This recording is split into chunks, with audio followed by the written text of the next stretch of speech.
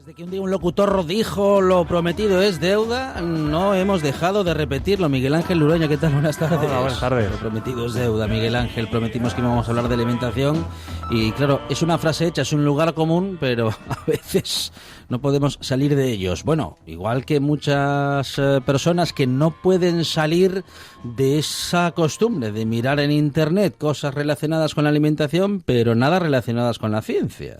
Sí, al final Internet se ha convertido en una fuente de consulta, sí. Lo dicen muchos médicos. Una fuente de consulta, y lo dicen los médicos, a ver, sí, no, ¿en qué sentido? Me explico. Lo que dicen muchos médicos es, los pacientes van a consultar lo que les pasa a través de Internet, eso no lo vamos a poder evitar. Vale. Entonces lo que hay que procurar es ofrecerles fuentes rigurosas. Por ejemplo, si nos duele un codo, pues evidentemente podemos ir al traumatólogo, pero aún así vamos a mirar en Internet. Sí, porque entre que nos dan la vez y vamos, y no sé cuántos, pasan unos días. Y por curiosidad también, o porque hay gente que no se fía mucho de su médico, a lo mejor. Pero ¿cómo no se va a fiar del médico? Bueno, hay gente para todo. También hay médicos buenos y médicos menos buenos. Bueno, no es por desconfiar, pero vamos. Sí. Pero bueno, la cuestión es que pues a veces buscamos en Internet, me duele el codo, ¿y qué acaba saliendo? Pues que tienes cáncer de huesos. Claro, lo primero, es uno de los síntomas. Y en alimentación pues pasa exactamente lo mismo. Vamos a mirarlo en Internet, seguro, si tenemos alguna duda. Y lo más común es que encontremos cosas extrañas. Pues eso, si comes tal cosa vas a morir o tu familia morirá. Y tal cosa provoca cáncer y bueno... Y en realidad no es así. En realidad los alimentos son seguros, siempre lo decimos. Este pasado viernes lo recordamos de nuevo y por eso hablamos hoy de ello, porque se celebró el Día Mundial de la Inocuidad Alimentaria, de la Seguridad Alimentaria. Que, bueno, es un día que por primera vez celebra la ONU en todo el mundo. La ONU, ¿no? Las Naciones Unidas, digo bien.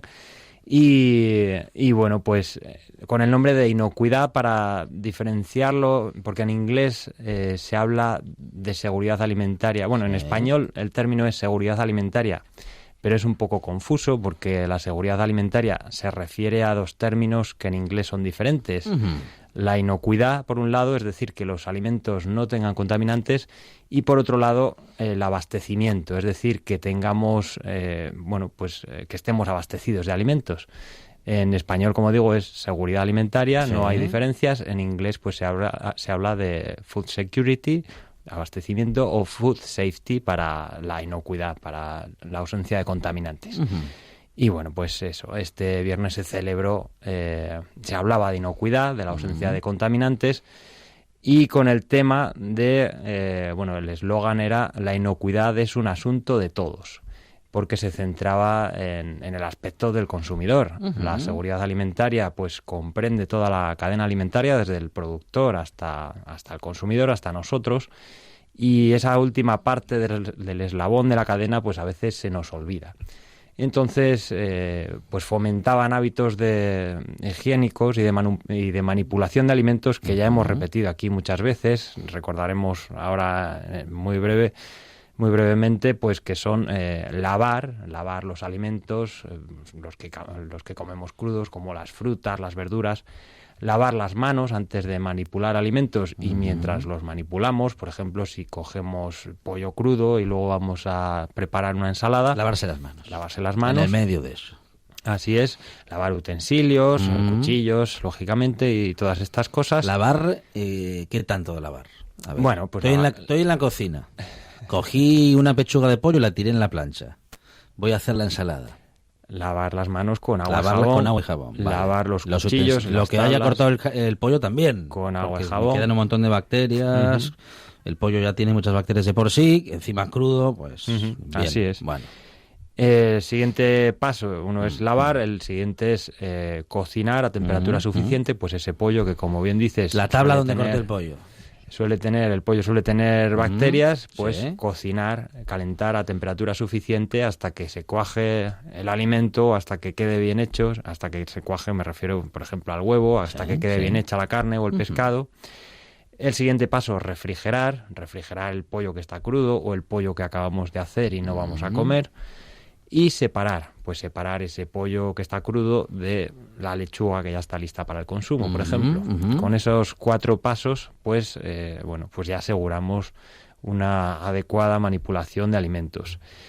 Pero bueno, lo que nos preocupa como consumidores, pues no suele ser ese eslabón de la cadena, no suele preocuparnos lo que hacemos en casa. Y lo que sí nos preocupa, pues son, pues ya lo hemos dicho aquí muchas veces también, los antibióticos, los pesticidas, los aditivos, los transgénicos. En este aspecto, pues tampoco debemos preocuparnos, pues ya también hemos repetido informes que se publican cada año de la Autoridad Europea de Seguridad Alimentaria, que se hacen controles. Más del 99% de los alimentos que se analizan están libres de antibióticos y de residuos de medicamentos. Más del 96% en el mismo caso cuando hablamos de pesticidas y de insecticidas, de fitosanitarios en general. Los aditivos son productos seguros que tienen que superar unas pruebas unos estudios toxicológicos para conocer su seguridad, para conocer y establecer las dosis en las que son seguros y los alimentos en los que se pueden utilizar. Y los transgénicos pues apenas se utilizan en Europa, apenas están permitidos, y los que se permiten pues son seguros. De hecho, esta pasada semana se ha publicado un estudio en el que se investigaba el efecto del uso de maíz transgénico en España y Portugal durante los últimos 21 años, y lo que nos dicen es pues lo que ya sabíamos, que son seguros y que son más productivos, más rentables, que aportan más rendimiento.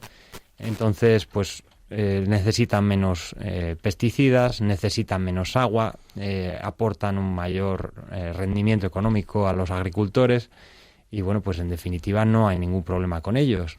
Todos estos miedos que existen de seguridad o de pues no hay motivo para preocuparse.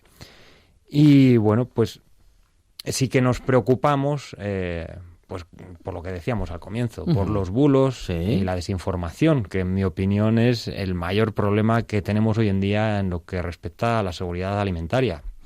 Pues estas noticias sensacionalistas o que no son rigurosas, pues en torno a los alimentos y la alimentación. La semana pasada comentamos una de ellas, por ejemplo, un episodio que se había hecho muy viral, un vídeo en el que se mostraban experimentos sobre alimentos que supuestamente eran las evidencias de que nos estaban envenenando y pues eran simplemente trucos de magia, digamos, eran experimentos algunos reales, pero en los que se mostraba el fenómeno y la explicación que se daba no tenía nada que ver con la realidad. También se hizo muy viral la semana pasada o la anterior, pues otro vídeo de una chica que estaba raspando manzanas, que es algo que ya se ha hecho viral más veces y que nos decía que comer manzanas era muy peligroso por la cera que tenían. Y pues tampoco hay... Sí que es verdad que a veces se utilizan que le ponen cera para que brille la manzana. Más que para que brille, que también para aumentar su vida útil, para proteger la manzana. La protege bien, es un conservante. Para que se evapore menos agua, para que transpire menos agua y aguanta más tiempo. Pero eso lo paso por lo lavo antes de consumirlo y ya está. No hay ningún problema con eso.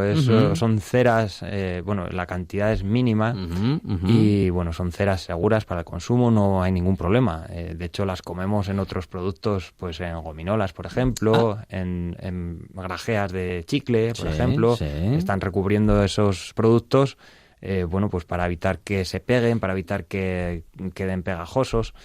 Y pues es un aditivo alimentario más que se utiliza y que no hay ningún problema. Pues uno de ellos es cera de abeja, por ejemplo, que pues si decimos que es cera de abeja no nos da tanto miedo. Si hablamos de ceras extrañas, que también alguna nos suena raro, pero pues cera de candelilla, por ejemplo, de carnaúba, que son dos plantas diferentes, pues que tampoco suponen ningún problema. Y pues ya digo que lo que nos da miedo es que nos muestren esas pruebas y la explicación que nos dan es otra. Nos dicen, pues mira, esto es verdad, esto que pasa aquí pues tiene ceras, vale, pero nos están dando una explicación que no es. Nos están diciendo que eso es venenoso cuando en realidad no es así. Y bueno, pues por otra parte, esto por un lado nos dan miedo ciertos alimentos. Por otro lado, estos mitos y estos bulos también nos hacen pensar que hay alimentos milagrosos. Y es lo que, bueno, ocurre con productos que a mí a veces me llaman mucho la atención. Esta semana pasada, pues ha habido un caso, por ejemplo, de una retirada de producto. Normalmente, bueno, sí que hay, en torno a la seguridad alimentaria, pues evidentemente hay cosas que preocupan. Y sobre las que se están trabajando, pues por ejemplo los microplásticos, la acrilamida, pues un montón de cosas sobre las que hemos hablado aquí, sobre las que seguiremos hablando, los metales pesados en algunos pescados.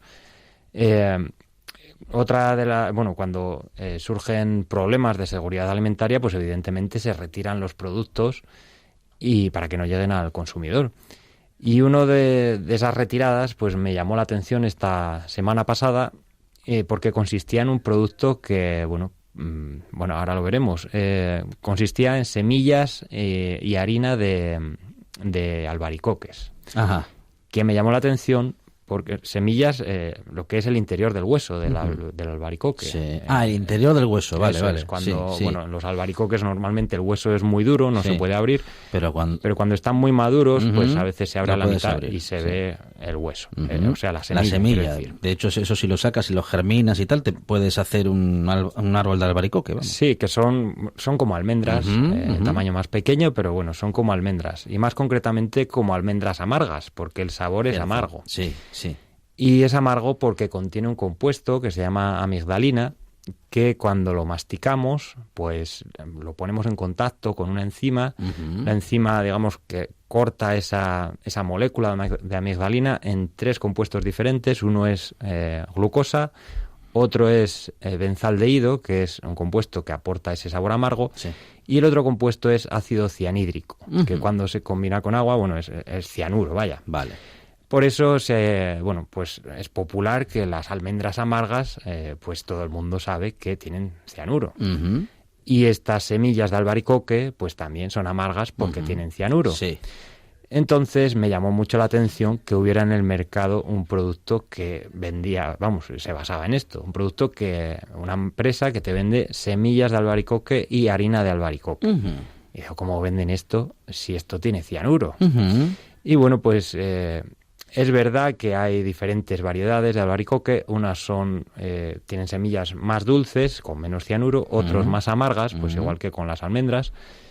Pero los que suelen vender estas semillas venden las amargas y además te dicen que tiene mucha cantidad de amigdalina.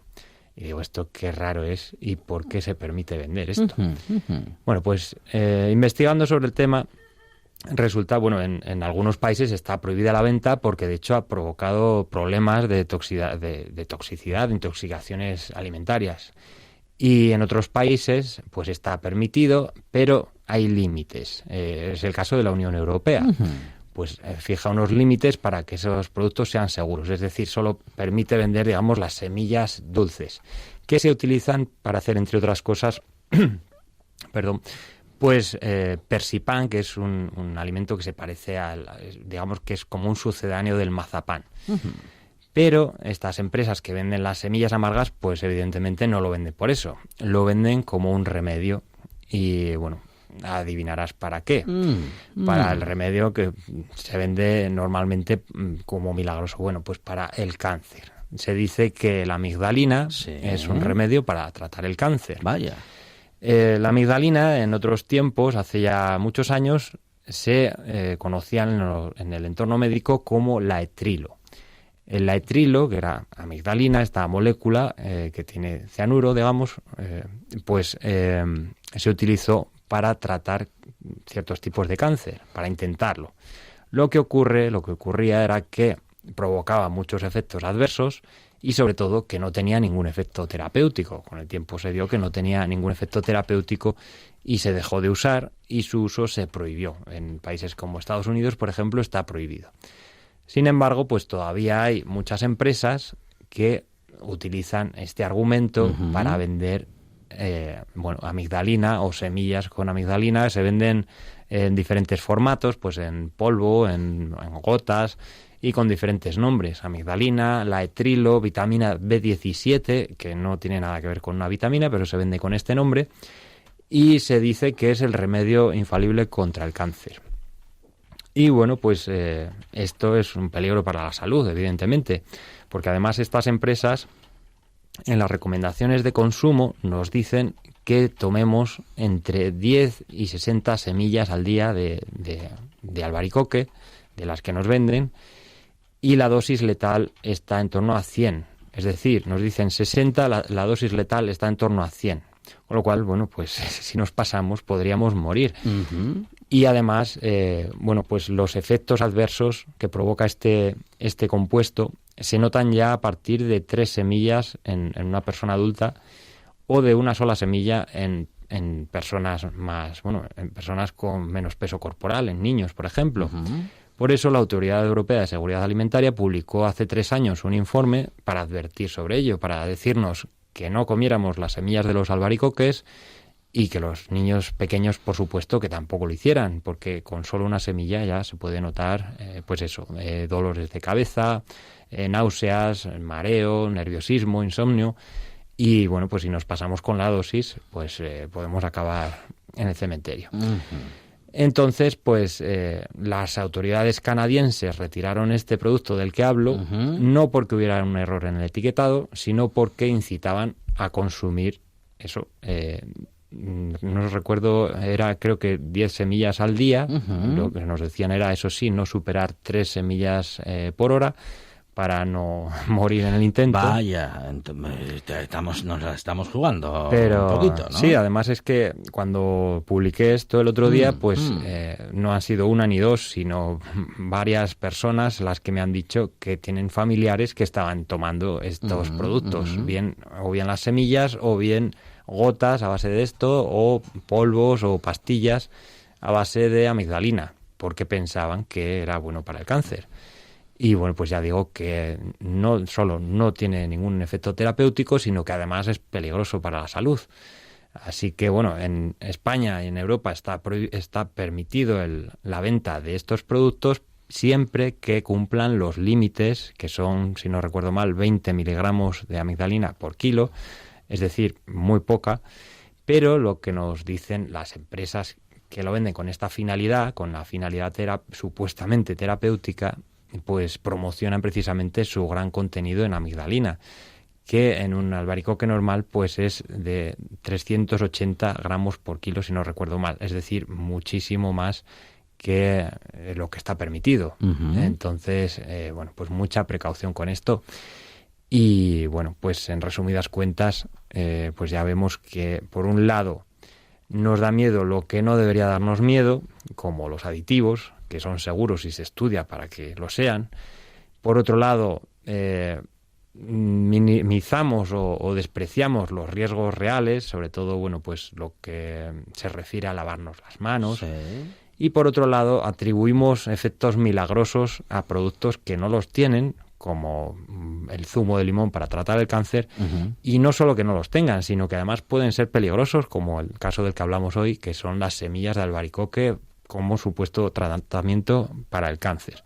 Así que bueno, mucha precaución con estos milagros, precaución también a la hora de manipular alimentos y tranquilidad en lo que respecta a esos miedos que suelen darnos tanto miedo y que no hay motivo para ello.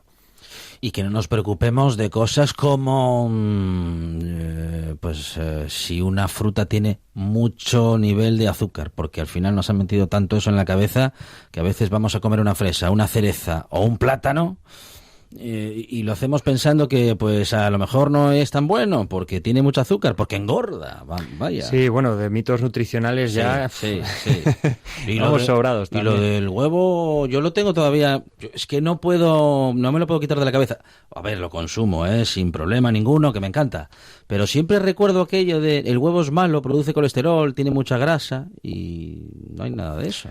Pues no, eso se pensaba porque, bueno, los conocimientos que había antes no son los que hay ahora. Y, bueno, pues los estudios avanzaron y ahora sabemos que, bueno, podemos comer huevos sin problema.